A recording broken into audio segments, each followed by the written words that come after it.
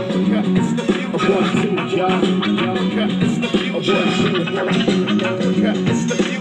ain't no future unless we build it now.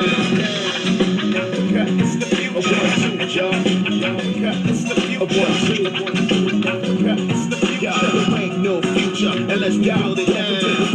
United States, Africa, we salute ya. A new state of mind, I introduce ya. Close your eyes and visualize the rise of a new paradigm. Solar powered skyscrapers. Welcome to the Africa Must Unite podcast, a podcast dedicated to inspiring African people worldwide to rise up, organize, and struggle for Pan-Africanism, a unified, liberated, socialist Africa, the only permanent solution to the exploitation and oppression of African people, no matter where they happen to be born or happen to live in the world. Now please, welcome the hosts of Africa Must Unite.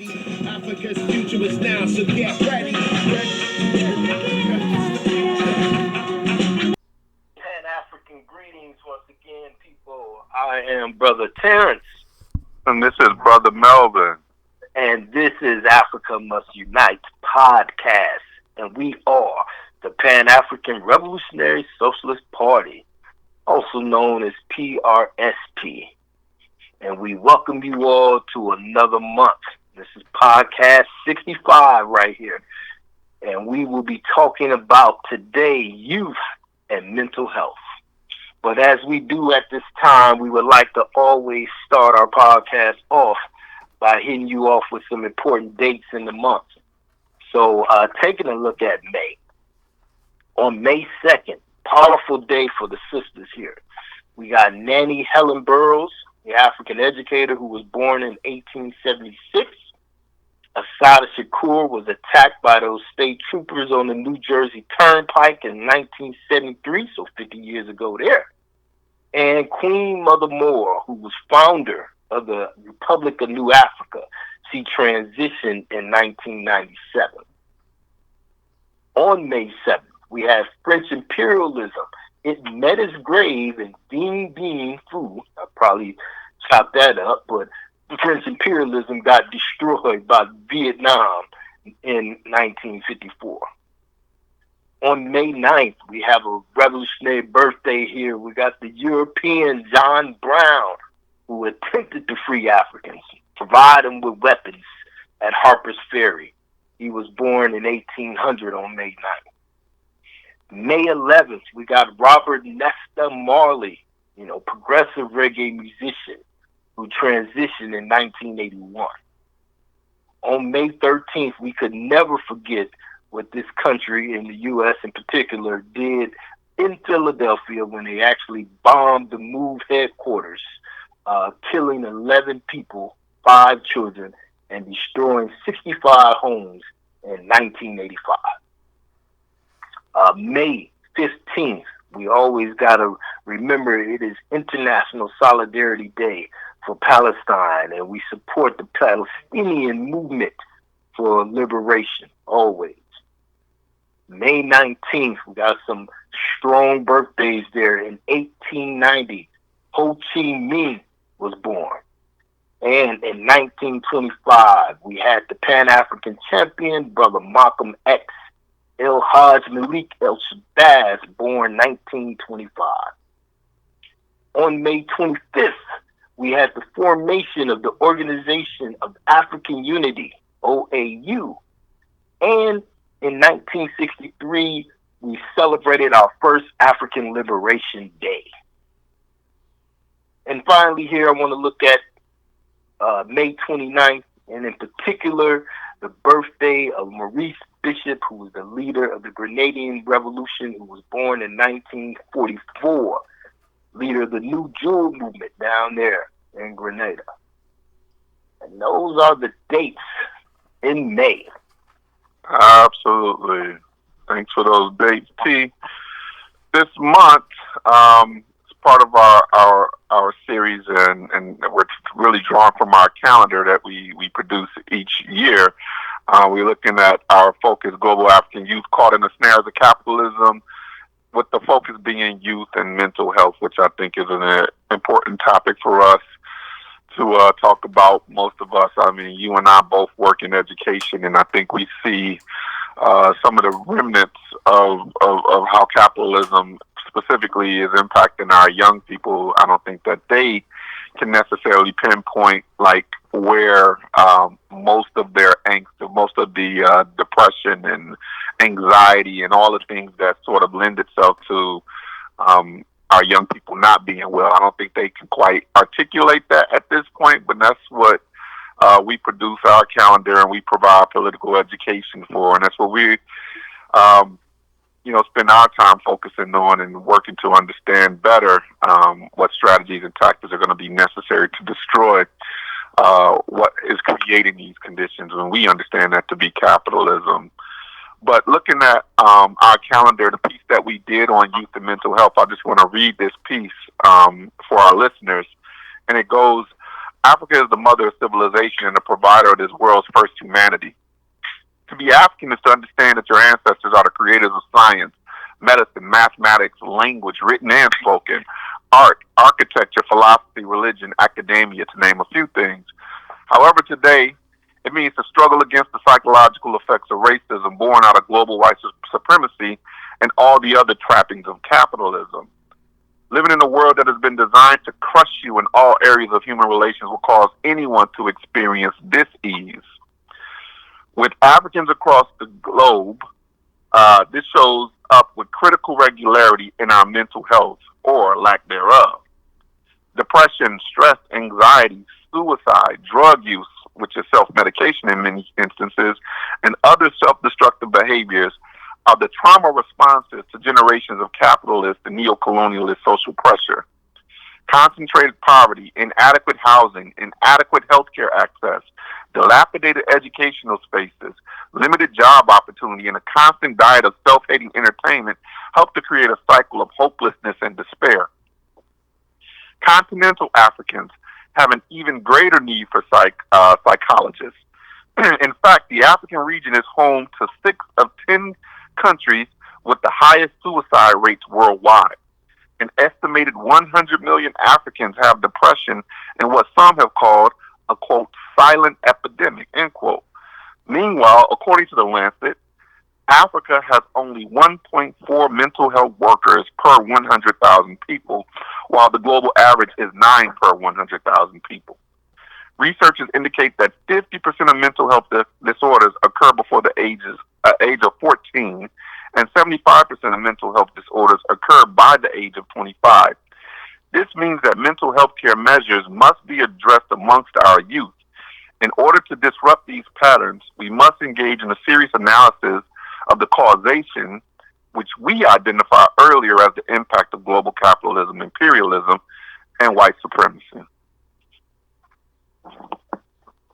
So that's the piece that we did, Brother Terrence, on youth and mental health that people can find in our calendar. Yeah, now with that piece, and some of our listeners might be thinking and saying to themselves, how does what you just read, how does, again, this mental health connect to the capitalist system, which you did answer early in that piece.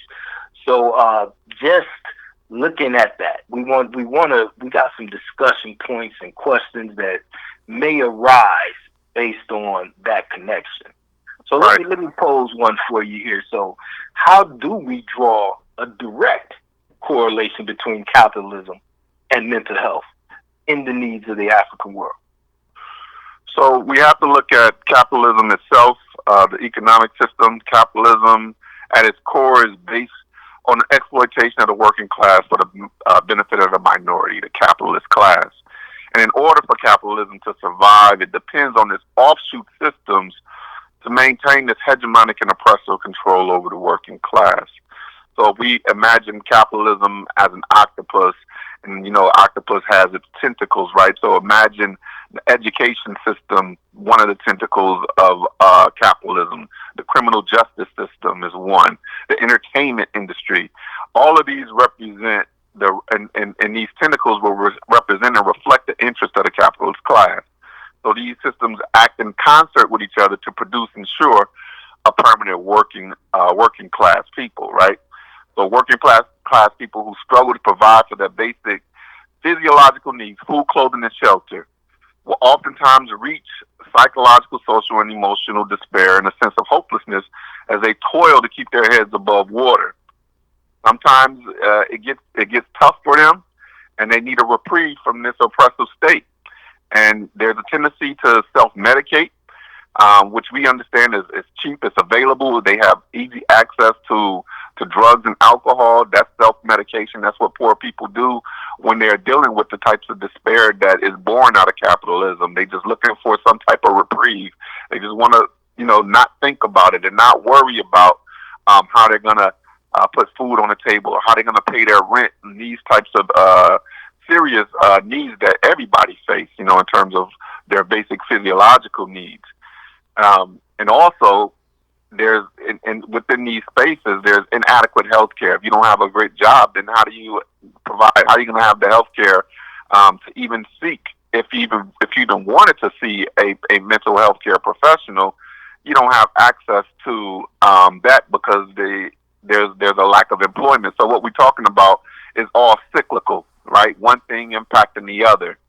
And there's a direct correlation to inadequate education, which occurs in areas where there's inadequate housing. And this cycle is designed to reproduce the same outcomes, right? So that's how we find our young people struggling with these sort of issues when they come into the school buildings, right? And we see an uptick in young people, using marijuana. They're drinking. There's all types of pills and things that they're out here taking, and then they're also engaging in like very risky behaviors. And we see like some of the offshoots with the Kia boys and things like that here in the city of Milwaukee. And I think all of this stuff doesn't have, all of this stuff is interconnected, right? Like in terms of the risk behaviors that they're taking, the lack of access to good mental health care. Like all of this, none of this stuff is happening in a vacuum. It's all interconnected, and we can draw a direct line from an oppressive economic system, capitalism, that creates the conditions for all of this to happen and for this to continue to reproduce itself. If that makes sense. Absolutely. So, T, that we kind of looked at. I was just talking about like some of the stuff that happens here in the U.S. that we have like sort of direct connection to because you and I both work in education and we can see that. But looking throughout the African world, the African youth are confronted with traumatic experiences that ranges from sexual assault, rape, murder, kidnapping, forced labor, psychological manipulation, being orphaned, and all types of other physical violence. These experiences may also lead to self-harm, self-medicating, sexual promiscuity, and other high-risk behaviors. What do we see as a solution to some of these social ills that, our people are confronted with throughout the African world? Well, all throughout, the African world, youth are living in these war zones. Whether we're talking about at home in Africa and impacted by the wars, being instigated by those vying to be new puppets of imperialism / neo-colonialism, as in the Democratic Republic of the Congo or in Sudan, or whether we're in Haiti, where our youth must wear helmets to protect themselves from shrapnel, or whether we are in these central cities throughout the Western world witnessing the uptick in gun violence. All of us, all are experiencing the psychological and emotional trauma of living in this racist capitalist world. You brought this, I think, up earlier. The month of May is Mental Health Month in the United States. Right. The mental health of youth at this moment is so devastating that in the U.S., Surgeon General Dr. Vivek Murthy warned that social media use carried mental health risks for our children and teens. Although he placed the emphasis on social media, we know that the violence has had a huge impact as well. It's just that social media has made mental health of our youth even worse. And as a result of that, on February 10th, 2023, the CDC focused on the racial disparities in the suicide rates that jumped in 2021. And it's no particular 2021 because, we coming off the pandemic reality. Right. You're right. Particularly alarming was the suicide among young Africans in the U.S. So according to the CDC report, suicide rates among persons between the ages 10 and 24, not 10 years old, people are contemplating that. Kids are contemplating it. Increased significantly during 2018 and 2021 among African people. Wow, that's jarring. For us growing up, like that wasn't something that you and I had a lot of experience with. People our age contemplating suicide, but man, it just seems like as the conditions worsen based off of like the global impact of capitalism, right? The conditions get worse, and it's touching people like on a more constant, regular basis, right? Like the people that just can't escape these trappings, can't escape, the conditions that are created by capitalism. They're dealing with hopelessness and despair, and we know what happens when there's a lack of hope in the community and a lack of hope within family structures. Like people begin engaging in self-harm. So it's sad to hear that. I know I specifically haven't had to deal with that, but I definitely know that is something that I'm reading more often about young African people sort of engaging in suicidal ideation and actually committing suicide as well. You said something about, and I also think about our generation. You talked about how, we didn't directly experience it. I definitely don't remember direct experience with a suicide attempt with any family member or somebody close.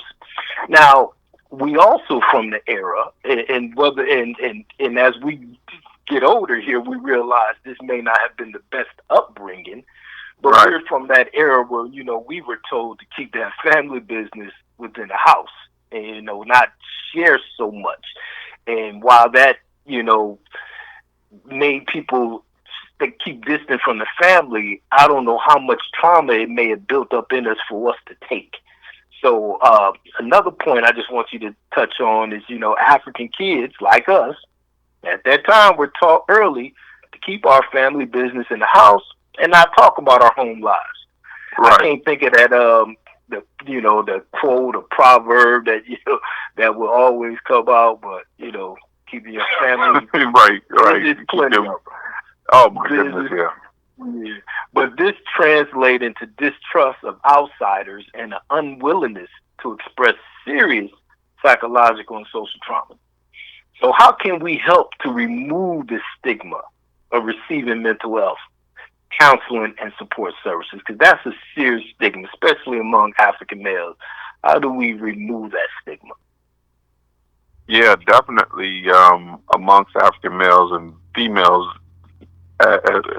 even equally is important, right? Because we know how there's also been this uptick in like all the types of physical harm, the sexual harm that's done to young ladies, and unfortunately, it tends to happen in the household as well amongst the trusted family members, males, more particularly in the household as well. But we're kind of taught like to your point, keeping family business within the house, and then that develops into a distrust of outsiders, and now you don't have an outlet for some of this stuff that's going on even in the household, right? The household being a source for some of the trauma, and you don't have any way to talk about that. So I know we have to figure out ways to normalize talking to people, talking to trusted adults.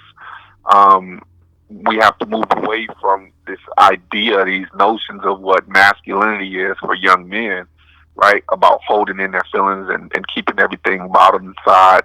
I know for us growing up, it wasn't, it's taboo for us to cry, or for taboo for us to sit up and talk about our emotions and things of that nature. But we see how, in the absence of being able to release some of that stress and trauma, it shows up in risky behaviors, and like violent behaviors as well. Because you can only keep that stuff bottled in for so long until it surfaces in other ways. The human brain is going to find a way for that to come out, right? And we tend to engage in like risk behaviors when we don't find, a more effective way to address those needs that are coming out of our households in some instances. So it's important to. Yeah, go ahead. Go ahead.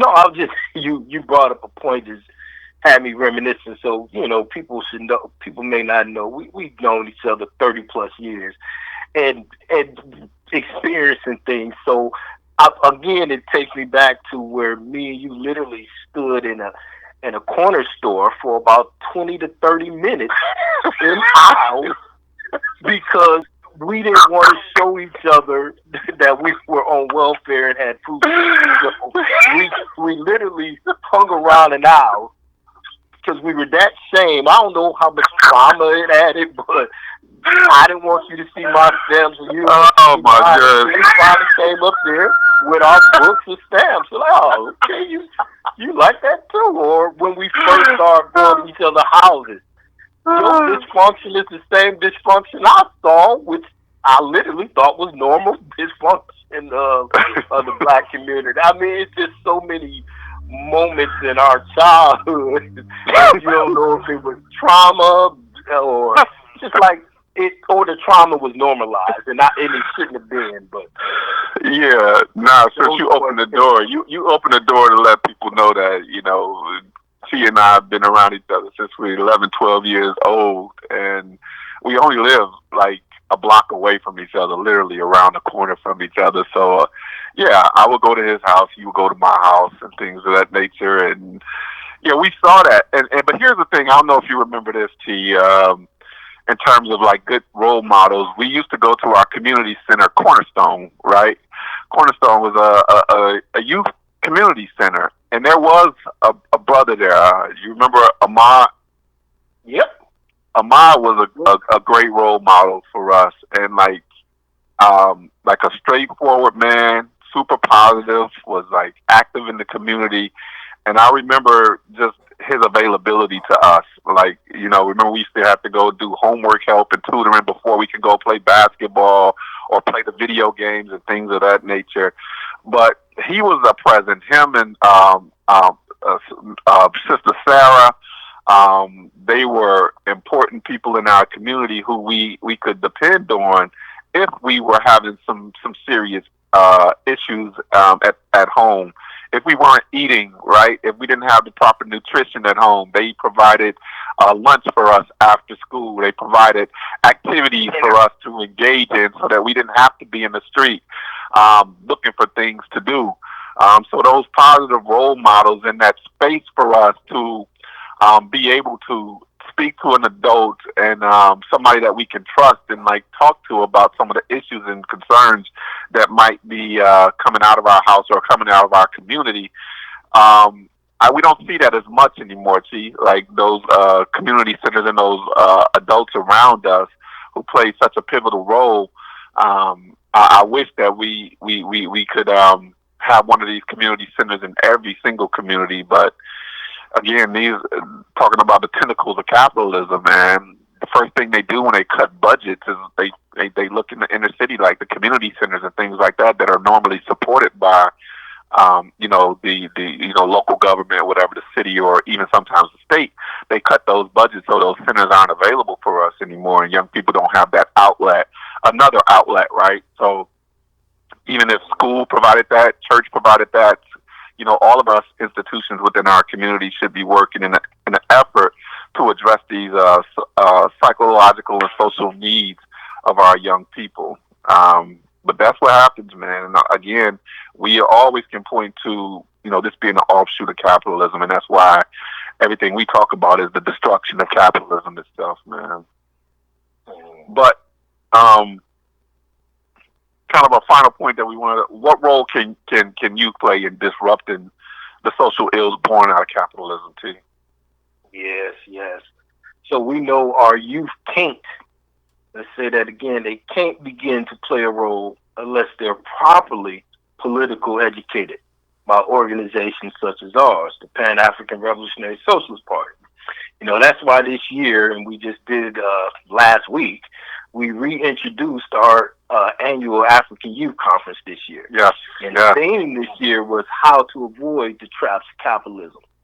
Also, we know that as adults, we must walk the walk of society we're struggling to bring into existence.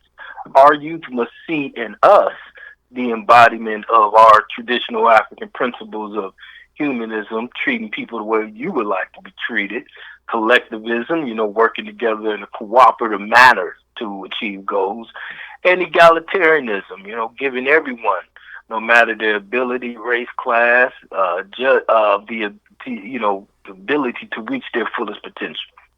So young people, you know, we ask that you join progressive revolutionary organizations. And if you don't have any, create them, you know.